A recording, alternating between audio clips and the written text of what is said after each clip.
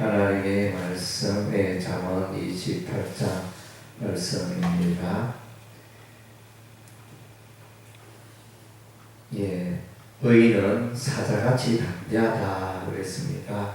우리가 이제 참 의롭게 하나님의 의를 쫓아 살아갈 때 우리는 이제 비굴하지 않고 우리는 당당하게 인생을 살아갈 수가 있는 것입니다.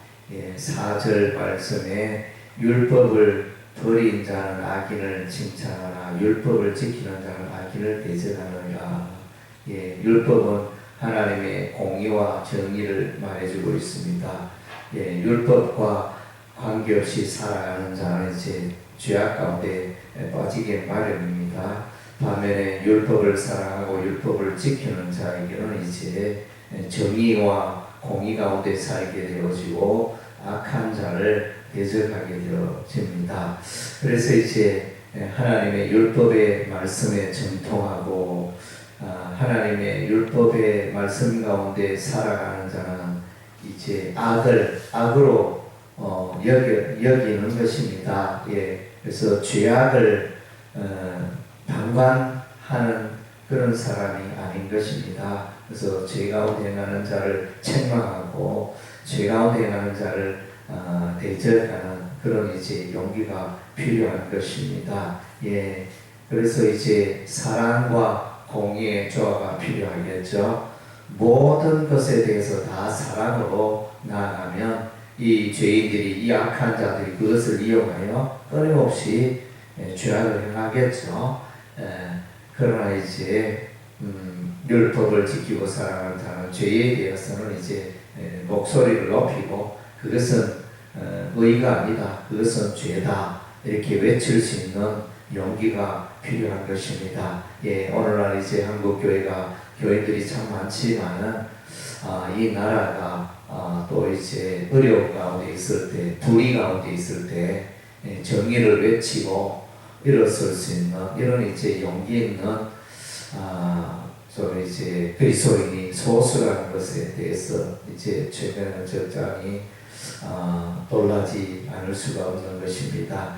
율법은 열심히 알고 하나님의 또 율법의 말씀 열심히 배우고 열심히 붙들고 그렇게 살아가는데 정의에 대하여 악에 대하여 방관하고 있다면 그것은 문제라는 것입니다. 그래서 이제 어떤 목사님은 보니까 이제 이렇게 말하기에 그래서 뭐 정치는 정치고 정치는 사람들이 알아서 하는데 우리 예수 믿는 사람이 굳이 정치에 관여할 게 뭐 있노? 우리는 예수만 잘 믿으면 된다. 이렇게 표현하는 사람들이 있는데 그것은 또한 이제 정답이 아닌 것입니다. 오늘 말씀에 율법을 지키는 자는 악인을 대적한다. 이것은 이제 성경의 정의와 공의에서 벗어난 정치와 통치를 할 때는 이제 일어설 수 있는 그런 이제 용기가 필요하다는 것입니다. 7절 말씀에 율법을 지키는 자는 지혜로운 아들이요 음식을 탐하는 자의 사귀는 자는 아비를 욕되게 하는 자니라.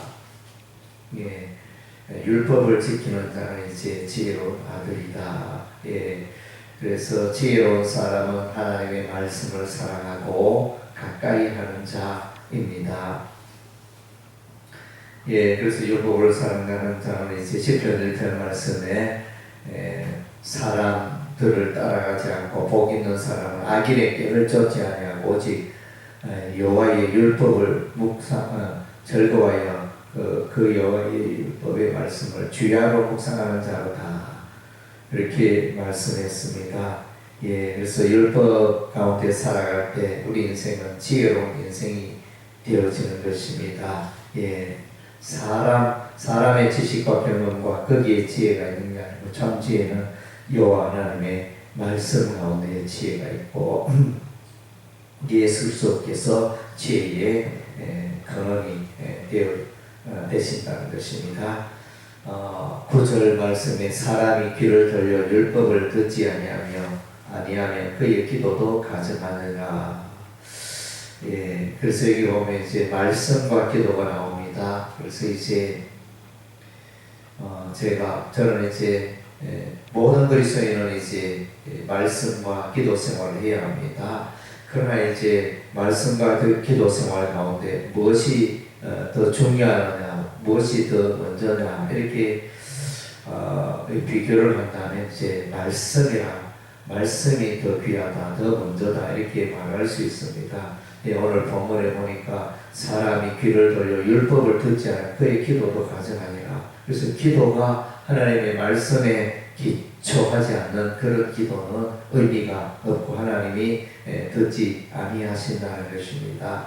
그래서 이제 율법을 듣지 않는다 이 말은 그냥 우리가 귀로 하나님의 말씀을 듣는 그런 수준을 넘어서 이제 순종한다는 것입니다. 그래서 로마서 말씀에 믿음은 들음에서 나고 들음은 그리스도의 말씀으로 말미암으니라 이랬는데, 그래서 들음으로 믿음이 생긴다 그랬고 믿음이 생기면 또 행동이 일어나겠죠. 순종의 행동. 그래서 삶이 하나님 말씀 가운데 살지 않고 삶은 비뚤게 살면서 죄 가운데 살면서 하나님이여 나를 긍휼히 여겨 주옵소서 이렇게 기도한다면 하나님께서 그의 기도를 외면하시고 듣지 아니한다는 것입니다. 가증한 기도가 된다는 것입니다. 10절 말씀에 정직한 자는 악한 길로 유인하는 자는 스스로 자기 함정에 빠져도 성실한다는 복을 받느니라. 그래서 이제 악인은 늘 정직한 자를 실족해 하는 그런 일에 발달되었습니다. 사단 맞기가는 일이 늘 그런 일을 합니다. 의인 하나님의 백성은 하나님의 자녀를 죄 가운데 유혹하고 이끌고자 하는 그 사단 마귀의 세력이 우리 주변에 늘 있다는 것입니다. 사단 마귀는 오는 사자와 같이 두다며 삼킬 자를 찾는다 그랬습니다. 그래서 우리는 이제 하나님의 공의와 정의 가운데 나가야 되겠습니다. 13절에 보니까 자기의 죄를 숨기는 자는 형통하지 못하나 죄를 잡아버린 자는 불쌍히 여김을 받으리라. 죄와 더불어 살고 죄 가운데 사는 자는 죄악 가운데 뿌리를 내리는 자는 마침내 멸망할 수밖에 없는 것입니다. 그 인생은 잘 될 수가 없는 것입니다. 죄 가운데 삶은 마침내 멸망에 이를 것입니다. 14절에 항상 경외하는 자는 복되거니와 마음이 완악하게 하는 재앙에 빠지느니라. 그래서 여호와 하나님을 경외하는 자에게 하나님의 복이 임하는 것입니다. 그래서 만복의 근원이 여호와 하나님을 경외하고 만가지지의 근원이 여호와 하나님을 또 찾고 원망하는 것입니다. 18절에 성실하게 행하는 자는 구원을 받을 것이나 굽은 길을 행하는 자는 곧 넘어지리라. 성실하게 행하는 자, 또 진리 가운데 행하는 자는 이제 구원을 받게 되고 하나님의 구원에 이르게 되어진다는 것입니다. 20절에 충성된 자는 복이 많아도 속히 구하고자 하는 자는 형벌을 면하지 못하리라. 하나님에 대하여 예수님에 대하여 충성된 자는 하나님의 은혜와 복이 임하는 것입니다. 그리고 이제 27절에 가난한 자를 구제하는 자는 궁핍하지 아니하니와 못본 자는 자는 저주가 그리라.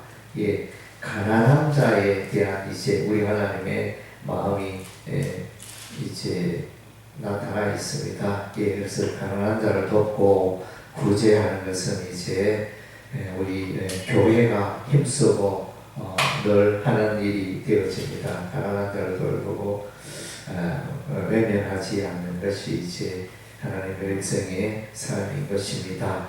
오늘 이제 28장 가운데 이제 가난하다는 단어가 표현이 많이 나옵니다. 3절에 보니까 가난한 자를 학대하는 가난한 자, 그래서 가난한 자를 학대해서는 안 된다고 했습니다. 또 6절 말씀에 가난하여도 성실하게 행하는 자, 부유하면서 불의 가운데 있는 자보다 낫다. 그래서 우리가 인생을 살아가면서 얼마나 돈을 많이 소유했느냐, 그것이 인생의 성공의 척도가 아닌 것입니다. 얼마나 정의롭게, 공의롭게, 성실하게 진리 가운데 살았느냐, 그것이 이제 우리 하나님 보시는 인생의 평가가 되어지는 것입니다. 8절에 가난한 사람을 불쌍히 여기는 자를 우리 하나님이 칭찬하시는 것입니다.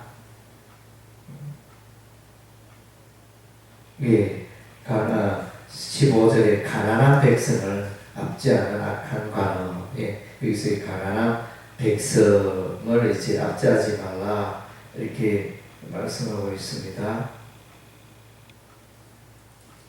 그래서 이와 같이 이제 계속하여 오늘 본문 가운데 가난한 자를 구제하는 27절로 가난한 자를 구제하는 자. 그래서 이제 가난한 자에 대해서 관련하여 또 많은 교훈들을 전하고 있습니다. 그리고 또한 이제 하나님의 백성은 율법을 지키는 자입니다. 정직하게 살아가는 자이며 또 자기의 죄를 숨기지 아니하는 자이며 하나님을 경외하는 자이고 또 성실하게 행하며 진리 가운데 행하는 자고 하나님을 향하여 충성된 삶을 살아가는 자가 이제 하나님의 자녀요 백성에 마땅한 도리라 교훈하고 있습니다. 기도하겠습니다.